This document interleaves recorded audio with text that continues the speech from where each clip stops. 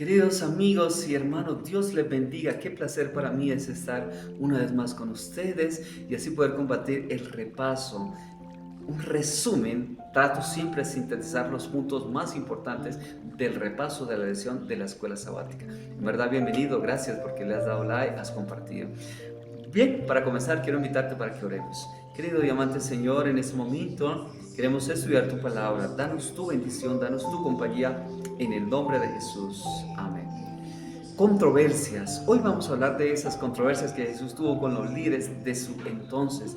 Cómo en verdad Jesús enseña de una manera tan clara. No es que Jesús fuese un revolucionario que iba en contra de la palabra de Dios. No, para nada. Al contrario, Jesús siempre iba a un escrito está, llevando a la Biblia y solo la Biblia por encima de las tradiciones de los hombres, de las tradiciones de las personas. En el Evangelio según San Marcos capítulo 2 encontramos un relato muy interesante. Yo quiero que vayamos por favor a este relato de San Marcos capítulo 2. Vamos a leerlo hasta el versículo 12.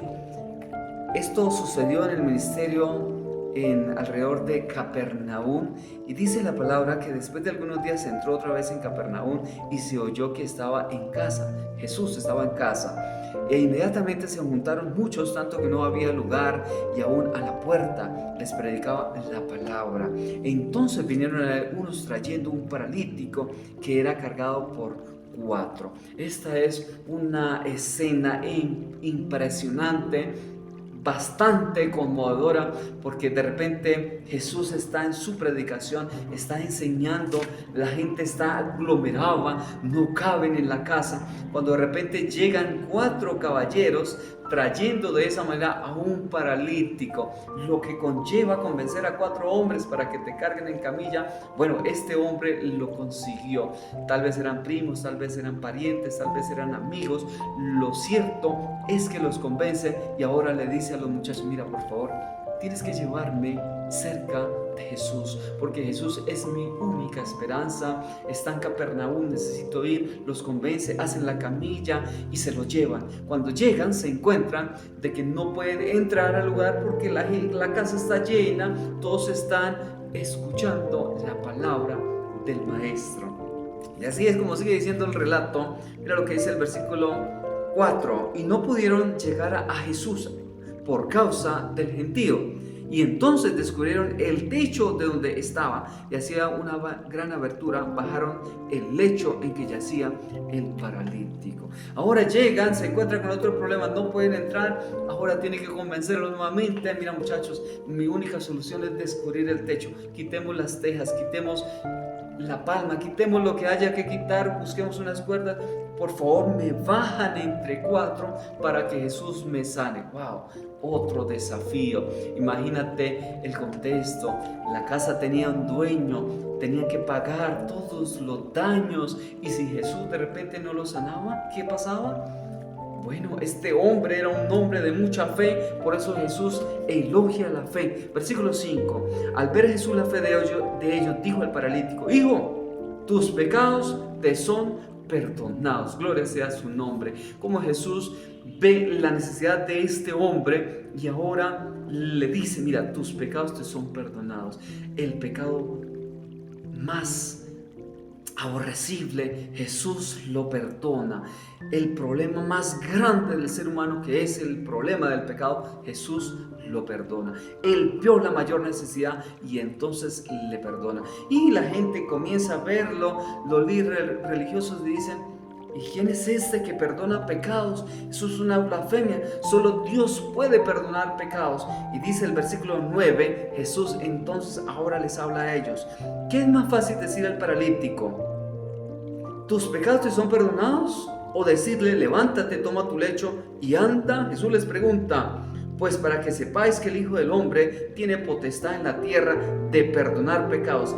Dijo el paralítico: a ti te digo, levántate, toma tu lecho y vete a tu casa. Y al instante él se levantó y tomó su lecho y salió delante de todos, de tal manera que estaban asombrados y glorificaban a Dios diciendo: nunca tal hemos visto. Amén. Bendito sea el nombre del Señor, porque este hombre va con dos necesidades, dos problemas grandes. El primero es el problema del pecado y el otro es una necesidad física, un problema de salud, pues el don de profecía relata que el cuerpo del paralítico ya mostraba rasgos de descomposición,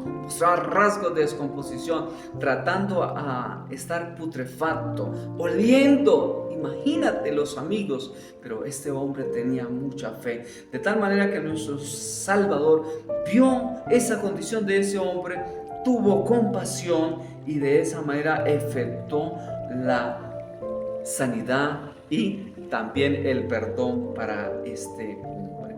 Sabes que los fariseos de su entonces perdieron 4 cosas muy importantes, las cuales se las quiero mencionar para que no te suceda a ti como líder religioso de una iglesia cristiana. Primero, la justicia.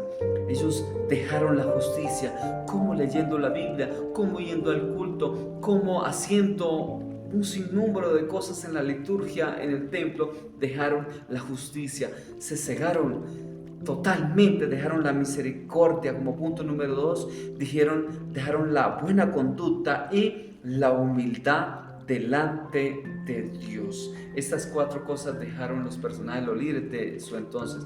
Que no te pase a ti. Ahí mismo en el Evangelio de San Marcos 2, 23 y 24 encontramos también otra controversia muy importante, la cual la vamos a leer. Y aconteció que pasado él por los sembrados, Jesús, en sábado, sus discípulos andando comenzaron a arrancar espigas y a comer. Entonces los fariseos le dijeron: mira, ¿por qué hacen en sábado lo que no es lícito? Ahora viene otra controversia.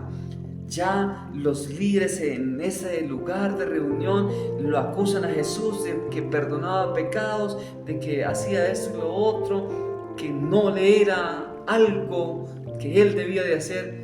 Es decir, no lo recibieron, no lo aceptaron.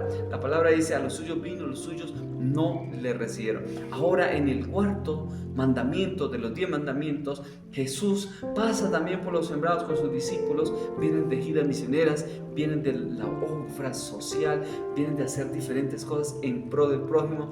Los discípulos tienen hambre y comienzan a arrancar espinos y a trillarla con sus manos y a comer. Y ahora le dicen a Jesús: mira, ¿por qué hacen lo que no es permitido en sábado?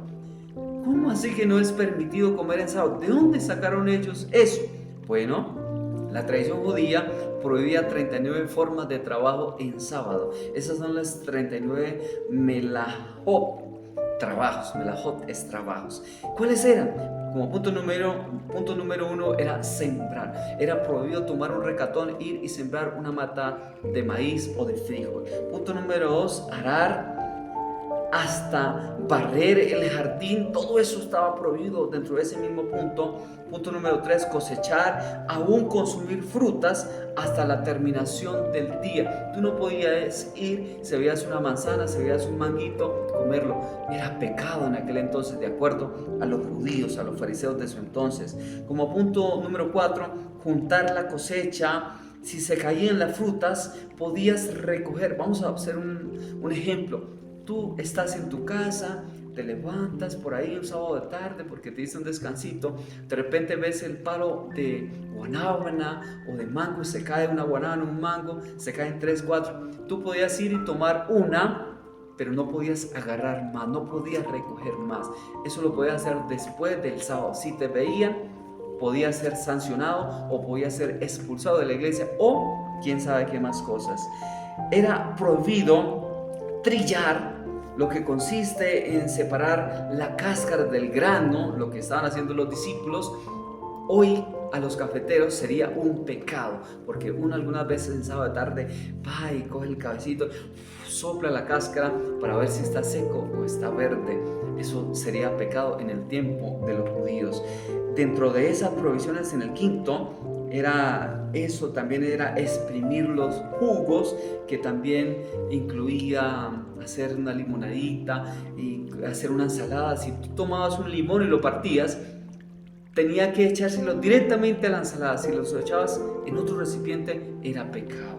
Era pecado también moler, era pecado amasar las arepitas para el sábado de mañana, hornear, esquilar, lavar, peinar, teñir, hilar, cazar un animal, matar un animal, o escribir o borrar. Todo eso estaba dentro de las prohibiciones de los fariseos, las cuales Jesús atacó directamente, porque eso no enseña la palabra de Dios. En eso tenemos la Midrat, que es una ampliación de prohibiciones, las cuales difieren, están muy aisladas de la palabra de Dios.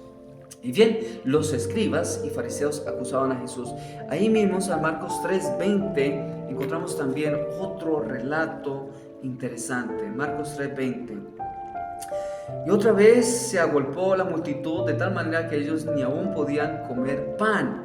Y cuando lo oyeron los suyos, vinieron para prenderle, porque decían, está fuera de sí. Y los escribas que habían venido de Jerusalén decían que tenía a Belcebú y que por el príncipe de los demonios echaba fuera a los demonios. Aquí vemos otra contradicción, otra controversia, porque Jesús hacía obras por el Espíritu Santo de Dios, y los fariseos, los líderes de su tiempo decían, echa fuera a los demonios por Belcebú, príncipe de los demonios.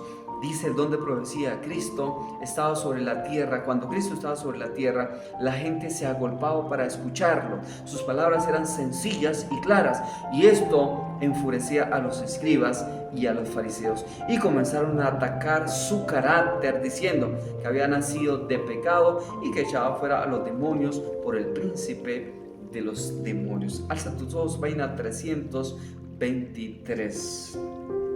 Como también un cumplimiento de una profecía según San Juan 15:25, cuando dice, sin causa me aborrecieron. Todas esas cosas cometían estas personas, todas esas cosas dejaron. Y es que aún los mismos hermanos no tenían empatía con Jesús. Dice el don de profecía que los hijos de José distaban mucho de tener simpatía por Jesús. Escuchaban esos informes que venían de él, de su obra, de cómo sanaba, de cómo dedicaba noches enteras a la oración, de cómo hacía grandes obras, de cómo reprendía a los fariseos, de cómo reprendía a los líderes religiosos, y esto les daba celo, y esto les daba enojo también como asombro. Es por ello que Jesús entonces viene una ocasión en el cual está predicando. Sus discípulos le dicen, maestro, tu madre y tus hermanos te buscan. Jesús mira a los que están a su alrededor y dice, mi madre y mis hermanos son todos los que hacen la voluntad de mi Padre que está en los cielos. Porque ellos estaban lejos de así dice el Señor, porque estaban guiados por los sacerdotes y por los dirigentes de su entonces. Y quiero que vayamos a San Mateo, ya para concluir, con la gran pregunta. ¿Qué gran pregunta? En San Mateo capítulo 12, versículo 10, encontramos la gran pregunta que le hacen a Jesús también en cuanto a estas controversias. Dice la palabra. Vamos a leerlo desde el 11 para entrar en el contexto. Y les dijo, ¿qué hombre habrá de vosotros que tenga una oveja y si ésta cayera en un pozo en sábado, no le echa mano y la levanta? Pues ¿cuánto más vale un hombre que una oveja? Así es lícito hacer bien en sábado.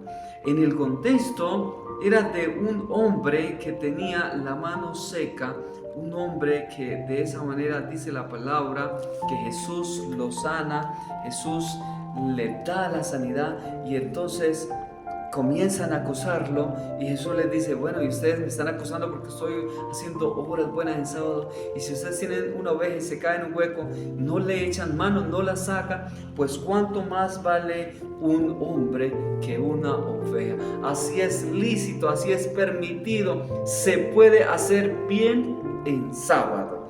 El Evangelio concede un alto valor a la humanidad como adquisición hecha por la sangre de Cristo, y enseña a considerar con ternura las necesidades y desgracias del ser humano. Decía a toda la gente 258. Estas controversias son con un propósito: enseñarnos hoy a nosotros. Ya fue el aprendizaje para los religiosos, los dignatarios, los líderes de su entonces, como a mejoramiento. Hoy también debemos de mejorar en estas áreas tan importantes. Aunque el sábado es un día de descanso, es un día de oración, no dejemos la misericordia, no dejemos de ayudar a las personas, no dejemos la gracia, no dejemos de mostrar simpatía, aunque sea en día de reposo, aunque toque ir y comprar medicina porque alguien está enfermo, aunque toque cargar a alguien con una camilla, aunque toque ir y auxiliar a alguien que está en una catástrofe, hazlo, porque ese es el Evangelio de Cristo Jesús. Que Dios te bendiga, mi deseo grandemente.